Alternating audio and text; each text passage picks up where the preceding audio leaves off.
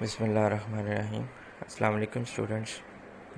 Class 9th और pre 9th के लिए चैप्टर नंबर 5 का पेज नंबर 88 पे ये लेक्चर है जो मैं रिकॉर्ड कर रहा हूँ। इसमें आपने जो पढ़ना है वो है टॉपिक है फ्रीजिंग पॉइंट। फ्रीजिंग पॉइंट के बाद जो है डिफिशन ऑफ लिक्विड्स है। बेसिकली यहाँ पे ना कुछ टिपिकल प्रॉपर्टीज़ रह गई थी लिक्विड्स की, तो वो मेरी कोशिश थी कि आपको मैं इससे रिलेटेड अपना लेक्चर जो है वो बता दूं, और इसमें बुक से आपको शॉर्ट क्वेश्चंस और जो लॉन्ग क्वेश्चन है उसका सारा पैटर्न बता देता हूं। तो फ्रीजिंग पॉइंट क्या होता है? ये बेसिकली किसी चीज़ का जमने का नाम है कि वो अगर वो फ्रीज़ होती है तो ज़ाहिर सी बात है वो पहले ही किसी ऐसी फॉर्म में है कि जिससे वो बाद में फ्रीज़ होकर सॉलिड फॉर्म में कन्वर्ट हो रही है। फिज़िकल स्टेट्स पे के ज़रिए से ही हम इसको डिफ़ाइन करेंगे कि ये बेसिकली लिक्विड टू सॉलिड में है कन्वर्जन, कि जब आप लिक्विड को सॉलिड में कन्वर्ट करना चाहते हैं तो आप उसको फ्रीजिंग पॉइंट तक लेकर जाते हैं। ये फ्रीजिंग पॉइंट हर लिक्विड का डिफरेंट होता है। तो फ्रीजिंग पॉइंट जो है ये जितने भी लिक्विड्स होते हैं उनके लिए सॉलिड में कन्वर्ट करने के लिए हमें वो टेम्परेचर चाहिए होता है। फ्रीजिंग पॉइंट बेसिकली वो टेम्परेचर ही है कि जिसके ऊपर आके कोई भी लिक्विड अपने आप को सॉलिड फॉर्म में कन्वर्ट कर लेता है। जैसे कि वाटर की मैं एग्जांपल देता हूँ कि वाटर जो है जब हम उसको आइस में कन्वर्ट करते हैं तो फ्रीज़र में रखते हैं, तो फ्रीज़र में जाने से जो उसका वाटर का टेम्परेचर है वो डिक्रीज़ होता है, वो डिक्रीज़ होकर 0 डिग्री पे आ जाता है। तो इसलिए हम वाटर का जो फ्रीजिंग पॉइंट हम लेते हैं वो 0 डिग्री लेते हैं। ये फ्रीजिंग पॉइंट वो पॉइंट है जहाँ पे आके लिक्विड और सॉलिड दोनों को एग्जिस्ट करते हैं। मैंने आपको बताया लिक्विड्स और सॉलिड्स, यहाँ पे ये डबल एरो का मतलब ये है कि ये दोनों एक साथ मौजूद हैं, को एग्जिस्ट कर रहे हैं। ये वो टेम्परेचर है कि जब लिक्विड भी आपको नज़र आएगा और सॉलिड भी नज़र आएगा। ऐसी स्टेज को देखने के लिए आप प्रैक्टिकली भी देख सकते हैं। घरों में आजकल जो है समर सीज़न चल रहा है, तो घरों में फ्रीज़र में जो है वो हम वाटर को आइस में कन्वर्ट करते हैं। तो ज़ाहिर सी बात है जिस चीज़ में आपने वाटर को रखा है उस चीज़ में आप जो है उसको फ्रीजिंग पॉइंट तक पहुंचते देख सकते हैं। अगर आप उसको मीडियम लेवल पे आप लेकर आते हैं तो मीडियम लेवल वो होता है कि जिसमें अभी टेम्परेचर जो है वो उसका फ्रीजिंग पॉइंट तक नहीं पहुंचा, उससे थोड़ा पहले आप उसको देखें तो आप उसको लिक्विड और सॉलिड दोनों स्टेज में देखेंगे। जो सरफेस होगी लिक्विड की वो सारी सॉलिड बनी होगी, मतलब वो आइस होगी, और उसके नीचे वाला सारा वाटर होगा। तो ये प्रैक्टिकली आप इसको ऑब्ज़र्व कर सकते हैं। तो इससे रिलेटेड जो है वो आपका एक टेबल है 5.2, बड़ा इंपॉर्टेंट टेबल है। ऑब्जेक्टिव पॉइंट ऑफ व्यू से आपने हर लिक्विड के फ्रीजिंग और बॉइलिंग पॉइंट दोनों, फ्रीजिंग वो जिसमें इसने लिक्विड से सॉलिड में कन्वर्ट होना है, और बॉइलिंग वो जिसमें इसने लिक्विड से वेपर्स में कन्वर्ट होना है। तो ये दोनों टेम्परेचर आपने नोट करने हैं। क्लियर हो गया? उसके बाद हम आ जाते हैं सेकंड, जो इसकी जो टिपिकल प्रॉपर्टी है जो आज हमने डिस्कस करनी है, उसमें डिफिशन। आपको पता है कि जो डिफिशन होती है लिक्विड्स की वो बिल्कुल इसी तरह है जैसे गैसेस की है। फ़र्क सिर्फ ये है कि गैस के मालिक्यूल्स हमें नज़र नहीं आते, वाटर बाकायदा या लिक्विड बाकायदा हमें फ़्लो करता हुआ नज़र भी आता है। यानी इसके मालिक्यूल्स जो होते कंटिन्यूस मोशन में हैं और हायर से लोअर कंसंट्रेशन की तरफ मूव भी करते हैं। लेकिन प्रॉब्लम आती है कि मालिक्यूल्स के दरमियान स्पेस की, कि जो गैस के लिक्विड्स होते हैं, गैस के जो मालिक्यूल्स होते हैं उनके दरमियान जो स्पेस होती है वो बहुत ज़्यादा होती है, जबकि लिक्विड के मालिक्यूल्स के दरमियान स्पेस बहुत कम होती है। इसलिए बहुत कम नहीं कह सकते, गैस से कम है। गैस से जो गैस के मालिक्यूल्स के दरमियान जो स्पेस है वो ज़्यादा, और लिक्विड के मालिक्यूल्स के दरमियान जो स्पेस है वो गैस के मालिक्यूल से कम होती है, लेकिन फिर भी वो कंटिन्यूस मोशन में होते हैं। और ये मिक्सअप होकर जब कंटिन्यूसली मूव करते हैं, हायर टू लोअर मूव करते हैं, मिक्सअप होते हैं और होमोजीनियस मिक्सचर बना देते हैं। इसके लिए आप जो है वो एग्जांपल कर सकते हैं ड्रॉप्स ऑफ इंक। यानी इंक के ड्रॉप्स आप वाटर के अंदर ऐड करें तो वाटर के अंदर जो मतलब ड्रॉप्स हैं इंक के, वो आहिस्ता आहिस्ता स्लोली अपने आप को पूरे वाटर के अंदर जितना वाटर होता है मालिक्यूल्स के साथ मिक्सअप होकर होमोजीनियस मिक्सचर बना देते हैं। उसके बाद जैसा कि हम पहले डिस्कस करते रहे हैं वेपर प्रेशर में, वेपोरेशन में, बॉइलिंग पॉइंट में, कि हर एक में कोई ना कोई फैक्टर्स होते हैं जो इनको अफेक्ट करते हैं। तो इसी तरह डिफ्यूजन जो लिक्विड्स में होती है इसको भी इफेक्ट करने के लिए फैक्टर्स हैं। उसमें इंटरमॉलिक्यूलर फोर्सेस आ जाती हैं, साइज ऑफ मालिक्यूल्स आ जाते हैं, शेप ऑफ मालिक्यूल और टेम्परेचर है।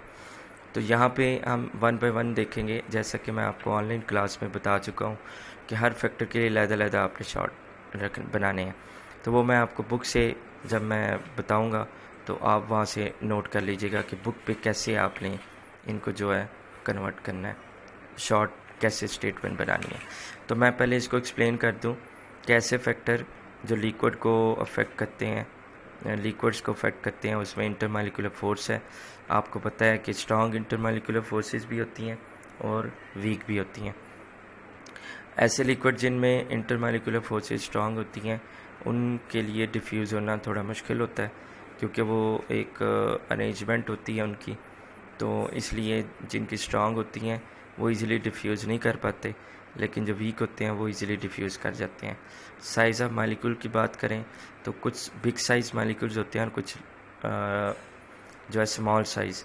जो बिग साइज़ मालिक्यूल्स होते हैं वो जब अगर उन्हें हम देखें कि जब आप उनको डिफ्यूज़ करना चाहते हैं, ठीक है, तो बिग साइज़ मालिक्यूल बड़े स्लोली जो है वो डिफ्यूज़ होते हैं।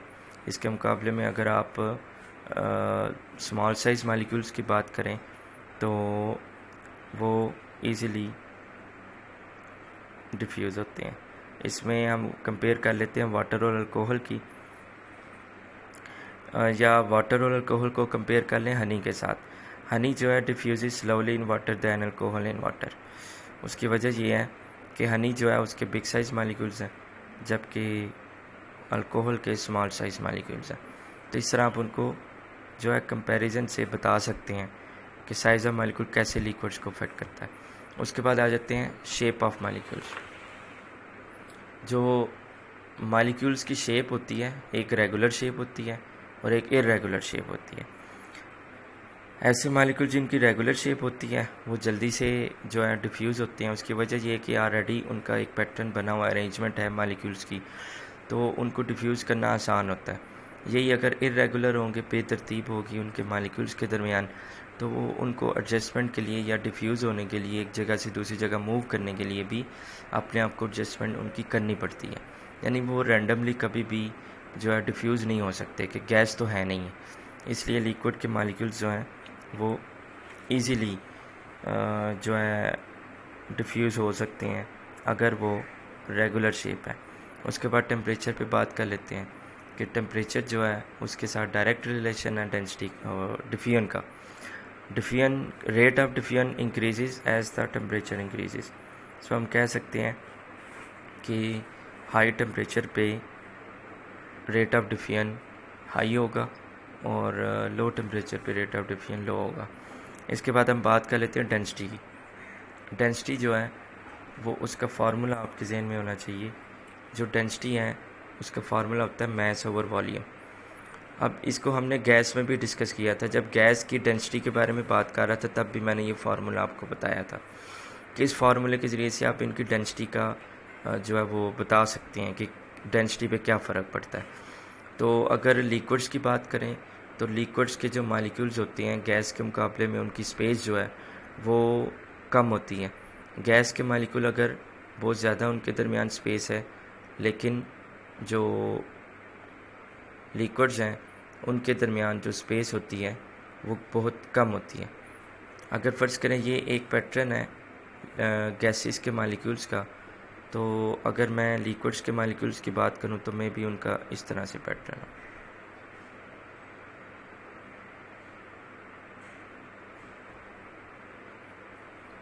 ठीक है, यानी जो लिक्विड्स के मालिक्यूल्स हैं उनके दरमियान स्पेस कम होती है। ओवरऑल वॉल्यूम की भी बात करें तो यहाँ पे देखें गैस के मालिक्यूल्स की जो स्पेस है जो वॉल्यूम है इनका वो ज़्यादा आ रहा है, जबकि लिक्विड्स का इसके मुकाबले में कम आ रहा है। ज़रूरी नहीं है कंटेनर का साइज़ जो है वो कम है, ये ज़रूरी नहीं है। मालिक्यूल्स हो सकता है मैस दोनों का सेम हो, गैस और लिक्विड का, लेकिन स्पेस जो उन्होंने कवर की है वो गैस के मालिक्यूल्स की ज़्यादा है एज़ कम्पेयर टू लिक्विड के। तो इसलिए हम कहते हैं कि वॉल्यूम जो है वो, ये लिक्विड्स हैं अगर, तो इनका जो वॉल्यूम है गैस के मुकाबले में कम है। लेकिन अगर वॉल्यूम कम है तो इसका मतलब इनकी डेंसिटी ज़्यादा होगी। इसका मतलब हम कह सकते हैं कि liquids are more dense than gases. ठीक हो गया? यानी वॉल्यूम अगर कम हो गया है तो डेंसिटी ऑटोमेटिकली ज़्यादा होगी, उसकी वजह इनका आपस में इन्वर्स रिलेशन है। इसलिए हम कहते हैं कि जब रेन ड्रॉप्स जो होते हैं ये हमेशा डाउनवर्ड को ही फॉल क्यों करते हैं? डाउनवर्ड को इसलिए फॉल करते हैं क्योंकि ये लिक्विड के मालिक्यूल्स होते हैं इनमें।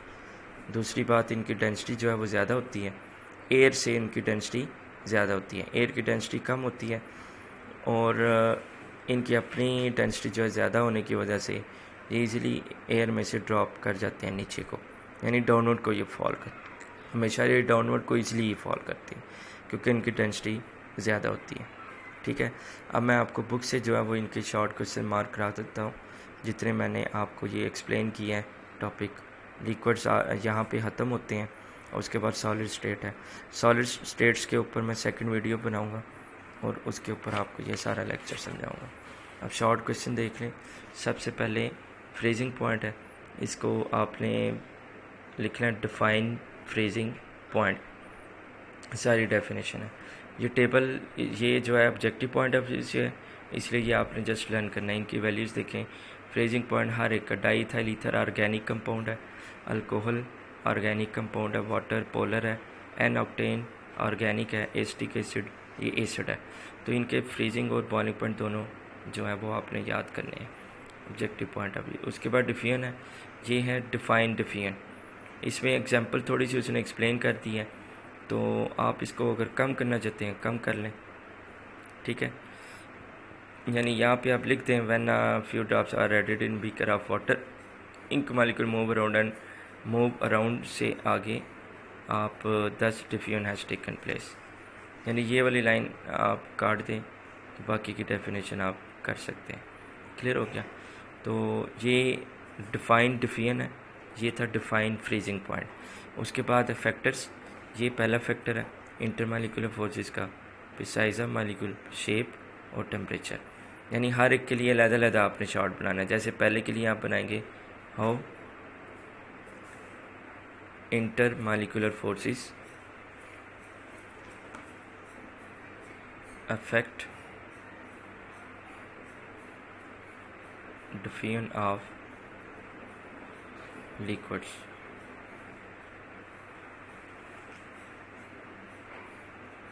ठीक है जी, तो इसके लिए ये सारा आंसर होगा। इसी तरह से आप जब जो है वो दूसरा शॉर्ट बनाएंगे, how size of molecules affect diffusion of liquids. इसी तरह how size of molecule, how shape of molecules affect diffusion of liquids. इसी तरह how temperature affect diffusion of liquids. ये आपकी ये 4 शॉर्ट इसके अलग-अलग आपने बनाने हैं। एक डेफिनेशन है और एक ये फ्रीजिंग पॉइंट के। इस पेज के ऊपर आपके 1 2 3 4 5 6 शॉर्ट ये बन गए। उसके बाद अगले पेज पे आ गए डिफ्यूजन ऑफ लिक्विड्स के लिए कि why density of liquid is more than gases. यहाँ पे आप क्वेश्चन लिखेंगे why density of liquids is more than gases. ये क्वेश्चन लिखें, इसका आंसर यहाँ से होगा the density of liquid depends upon its mass per unit volume. वही फार्मूला जो मैंने जिक्र किया, liquids are denser than gases because molecules of liquids are closely packed and the spaces between the molecule are negligible. Clear हो गया? सो यहाँ तक आप इसका जो है वो आंसर करेंगे। फिर उसके बाद है एक क्वेश्चन आप बनाएंगे कि इसमें आप क्वेश्चन बनाएंगे वाइड डेंसिटीज, ये उसने रीज़न साथ टोटली बता दी। आप इतना लिखें और उसके बाद यहाँ पे लिख लें, यहाँ से आंसर ये मज़ीद इसका होगा। बस यहाँ तक कर लें, ठीक है। उसके बाद है यहाँ से एक और शॉर्ट बनेगा। इस क्वेश्चन का answer wide density of liquids, इसका आंसर ये फर्स्ट 3 लाइंस और 2 ये लाइंस, ये दोनों मिला के ये टोटल आंसर बनेगा। और जो बाकी होगा वो अगला शॉर्ट है why rain drops fall downward. तो आप यहाँ पे इसका आंसर यहाँ से आप स्टार्ट करेंगे। Density of water is 1 gram per centimetre cube while that of air is, ये दोनों की डेंसिटी है, एयर की कम है वाटर की ज़्यादा है। That is the reason why drops of rain fall downward. ये आपका सेकंड शॉर्ट बन जाता है। सो लिक्विड्स पोर्शन में जो मैंने आज टॉपिक डिस्कस किए उसमें आपके टोटल जो है 8 शॉर्ट बन रहे हैं। 2 ये हो गए और उसके बाद 4 1 2 3 4 ये हो गए और फिर ये हो गया डिफाइन डिफाइन और उसके बाद ये डिफाइन फ्रीजिंग पॉइंट। 1 2 3 4 5 6 और 7 और 8, ये 8 शॉर्ट हैं। अपनी नोटबुक पे आपने नोट करने हैं और उसको लर्न भी करना है। क्लियर हो गया? और इंशाल्लाह सेकंड वीडियो में मैं आपको सॉलिड स्टेट के ऊपर भी बता दूंगा। क्लियर हो गया? तो ये आपने अपनी नोटबुक अपने पास रखनी है, उस पर काम जो है वो सारे का सारा आपने करना है। और वर्कशीट और जो असाइनमेंट्स आ रही हैं वो जस्ट आपने सॉल्व करके हमें स्कूल तक सबमिट कराना है। जो आपके पास केमिस्ट्री से रिलेटेड नोटबुक होगी वो आप अपने पास रखें और उस पर ये शॉर्ट क्वेश्चन डेली जो भी मैं वीडियो लेक्चर में बताऊंगा वो आप नोट करते जाएं। क्लियर हो गया? Thank you. अल्लाह हाफिज़।